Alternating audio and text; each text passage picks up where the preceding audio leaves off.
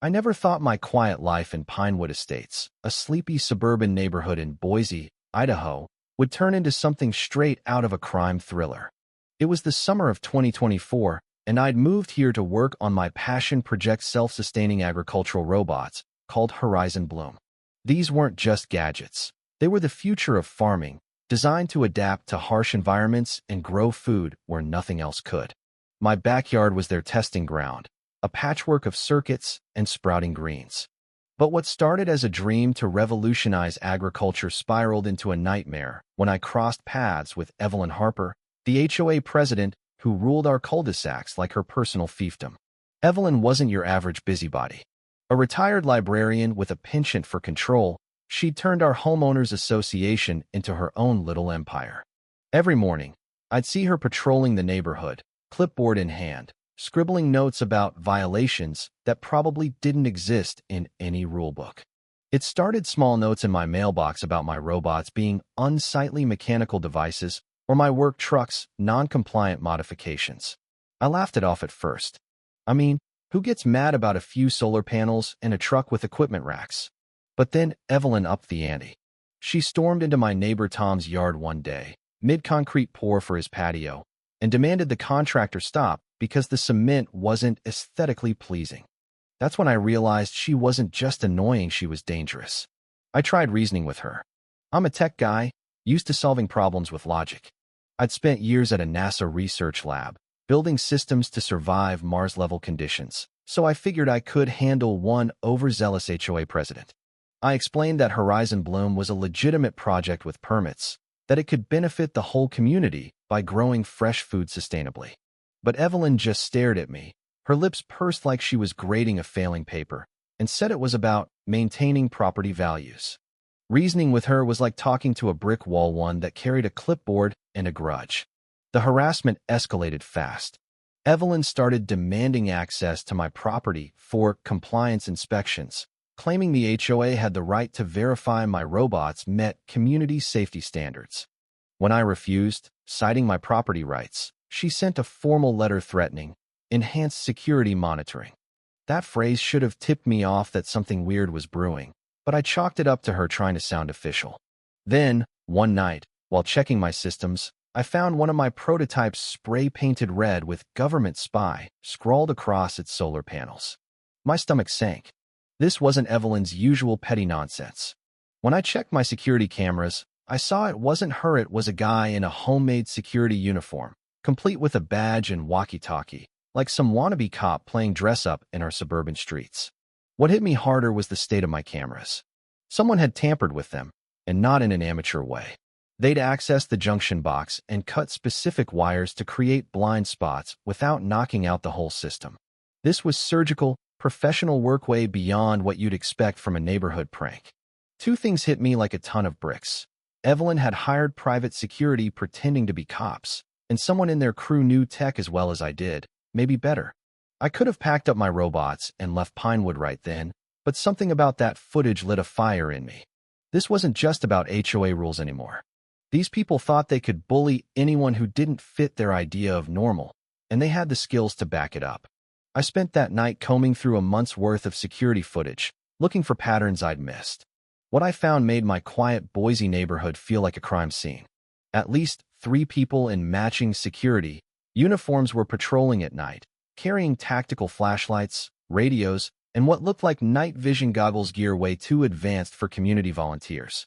The violation notices kept coming, each more absurd than the last. Excessive outdoor lighting for my solar panels charging at night, unauthorized vehicle modifications for my standard work truck, non-residential noise levels for robots that hummed quieter than a fridge. Evelyn even nailed a citation to my gate, claiming my bots made Pinewood look like a tech lab instead of a proper neighborhood. I confronted her the next morning. She answered the door in a business suite on a Saturday like she was running a corporation instead of an HOA. I laid out my case. My permits were legit, my work was innovative, and her rules were nonsense. She just nodded, smirking like she was humoring a kid, then dropped a bombshell. "The community has new security measures in place," she said, her voice icy. "Any suspicious activity will be dealt with by qualified personnel with appropriate training and authority." The way she stressed qualified personnel sent a chill down my spine. This wasn't about retirees playing neighborhood watch. This was something bigger, something organized. That night, Horizon Bloom pinged me with an alert I'd never seen. Movement detected inside perimeter. Unknown command sequence initiated by autonomous decision protocol. My robots had turned on themselves. I rebooted the system, heart pounding, and started digging deeper. That's when I met Marcus Kane, the guy behind the fake badges. Marcus was tall, with a scarred face and eyes that looked like they'd seen too much. He called himself Head of Community Security, a title he wore like a badge of honor. Neighbors whispered he'd once guarded military warehouses, but got fired for reasons no one could pin down. He showed up in a dark uniform with military-style patches, wraparound sunglasses, and a badge that looked almost real until you squinted. He'd even installed motion sensors on my driveway, painted to blend with the gravel, like this was a Black Ops mission instead of a Boise suburb. Marcus started issuing citations for vague offenses like suspicious robotic activity or potential security risks. The first time he stopped my truck, he strolled up to my window with the swagger of a highway patrolman, saying, "The HOA has new security procedures. Hope you'll cooperate with our enhanced monitoring protocols." I had to pull over while his golf cart parked beside me like it was a squad car. A grown man in a costume was acting like he had legal authority, and the craziest part? Some neighbors went along with it. My next-door neighbor, Sarah, just shrugged when I pointed out Marcus had no real power. "It's easier to comply than make waves," she said. That's when I realized fear and laziness had turned Pinewood into a playground for whatever Marcus and Evelyn were cooking up. Things got weirder when Marcus brought in 2 more security guys, all decked out in matching uniforms with gear that definitely wasn't from a costume shop. One day, while testing a drone over my own property, perfectly legal Marcus radioed his team about unauthorized aircraft activity. I slammed my door so hard the hinges rattled, then checked my camera feed. I overheard him say, "Next time we see aircraft over this property, we'll call an emergency response protocols and contact federal agencies." My hands gripped the steering wheel until my knuckles turned white. This wasn't just harassment anymore. It was a coordinated effort to shut me down. Marcus's team got bolder, timing my comings and goings with a stopwatch, snapping photos of my truck, my mailbox, even my robots, like they were building a case for a grand jury. One morning at 6 a.m., I caught them in the HOA parking lot, huddled around a pickup truck, studying what looked like blueprints and pointing toward my house. They had radios on the tailgate and were using military hand signals. When they spotted me watching from my kitchen window, they scattered like roaches under a flashlight. My gut screamed that this was bigger than Evelyn's power trip. Then Marcus started tailing me outside Pinewood. Hardware store, grocery run. Even the bank was there, always at a distance, always with that radio, always in those ridiculous sunglasses like he was auditioning for a spy movie. Every errand became a game of checking my rearview mirror. I dug into Marcus's past online and found a trail of red flags. He'd been fired from a military facility for allegedly selling equipment to shady buyers, though the charges were dropped for lack of evidence.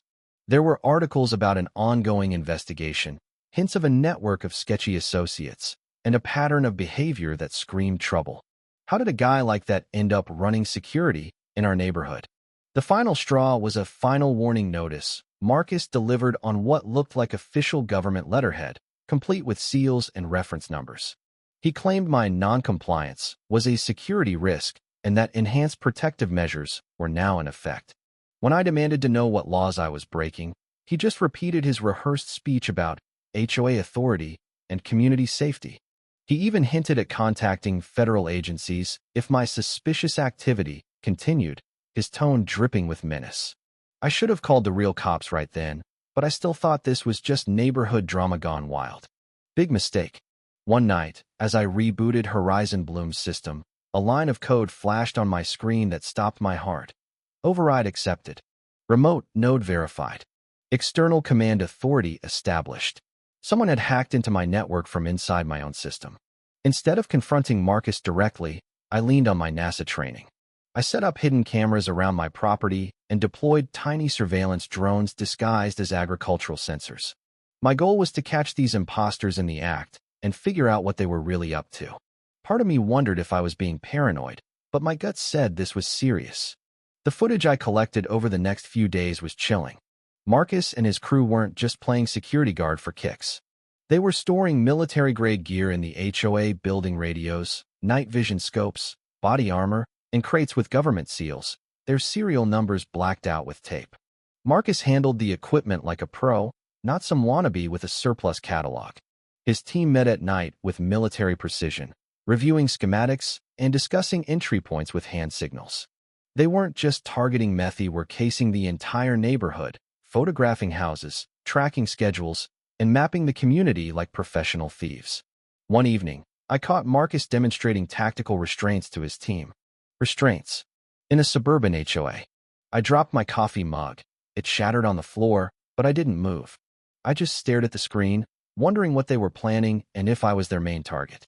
The scope of their operation was terrifying. They were surveilling everyone, not just me. Then one of my drones got jammed by a signal blocker. They thought they were outsmarting me, but they didn't know Horizon Bloom's failsafe. Designed to protect years of research, the system detected the jamming as an attack and sent an emergency distress signal to a military response network. I didn't even realize it had activated until 6 hours later. When I checked the logs, my heart raced. The signal had been broadcasting my location to federal authorities. I felt a mix of panic and vindication. Had I just accidentally called in the feds? That same night, I used directional microphones from my NASA days to capture audio from one of their secret meetings. What I heard confirmed my worst fears. Marcus wasn't just harassing me to scare me off. He was talking about moving product by month's end and buyers getting impatient. This wasn't about HOA control, it was about money, big money, and my robots had stumbled into their operation. I followed one of their late-night meetings to a storage facility outside Boise, staying far enough back to avoid detection. Through night vision goggles, I watched them unload crates from a truck with government plates into unmarked vans. They handled the gear like it was second nature, valuable, possibly dangerous, definitely not legal. I documented everything. Serial numbers, license plates, faces. My evidence could make a prosecutor's day, but if they caught me spying, I'd be in deep trouble. Then it happened. One afternoon, as I debated whether to call the FBI myself, I heard the unmistakable thrum of helicopter rotors. A military chopper was circling Pinewood, searching for the source of my distress signal. My automated system had done its job too well. Marcus and his crew spilled out of the HOA building like they'd rehearsed for this. He waved a black baton at the sky, screaming about restricted airspace and unauthorized government intrusion. His team set up golf carts and orange cones to block potential landing zones, like they could actually stop a federal helicopter. It was absurd, like watching a bad movie where I was the reluctant star. I ran outside to explain, but Marcus grabbed my arm, claiming I was interfering with legitimate security operations. The pilot's radio crackled with confusion. Why were civilians trying to block a response to a registered distress signal? Neighbors started filming, some live streaming the chaos. The video went viral, with titles like, "Fake security guards try to stop military helicopter." Marcus kept shouting about HOA jurisdiction, but his eyes betrayed panic. His fake cop act was crumbling under the glare of real authority. Within 20 minutes, more vehicles rolled in federal agents, not HOA goons. The pilot announced over a loudspeaker that they were responding to a legitimate signal and that interference would be treated as obstruction of federal operations. Marcus made one last desperate stand, ranting about national security protocols, but it was over. His team looked like deer in headlights, realizing their costumes wouldn't save them from real feds. The livestream comments exploded with people debating whether this was real or a prank. As the situation spiraled, Horizon Bloom triggered another protocol I hadn't seen before. Phase 2 containment initiated by autonomous threat assessment. My system was taking over without my input. Military personnel arrived within 30 minutes, recognizing Marcus's gear as stolen surplus reported missing from bases over 2 years. FBI agents joined the scene, and my surveillance footage blew the case wide open. Marcus had been running a smuggling ring, using our HOA as a front to move stolen military equipment. The operation spanned multiple states, with buyers thinking they were getting legal surplus. The feds raided an HOA meeting where Evelyn was mid-speech, accusing me of endangering the community with my reckless robots. SWAT burst in, ordering everyone to freeze. A banner reading "Unity through Order" fell over Marcus as he was cuffed, a perfect metaphor for their collapsing scheme. Evelyn tried to play innocent, claiming she thought the gear was for training, but emails and cash envelopes with her name on them told a different story. She'd either been complicit or a useful pawn, but either way, she'd enabled a criminal enterprise. Marcus got 5 years in federal prison for theft, impersonation, and obstruction, with extra time for witness intimidation. The judge didn't take kindly to his fake cop antics interfering with a real emergency response. Evelyn got 2 years and a $1.2 million restitution order, forcing her to sell her house. She was also banned from ever holding an HOA position again. Other accomplices got probation to 3 years, depending on their cooperation. My footage linked Marcus to a multi-state network, leading to more arrests and the recovery of 6 figures worth of stolen gear. The investigation revealed a sophisticated operation that had flown under the radar for 3 years, using fake security firms and HOA contracts as cover. Pinewood wasn't their only hub. They'd infiltrated communities across 6 states. My accidental distress signal connected the dots for cases the feds had been chasing for months. The new HOA board, elected with strict transparency rules, apologized and even promoted Horizon Bloom as a community asset.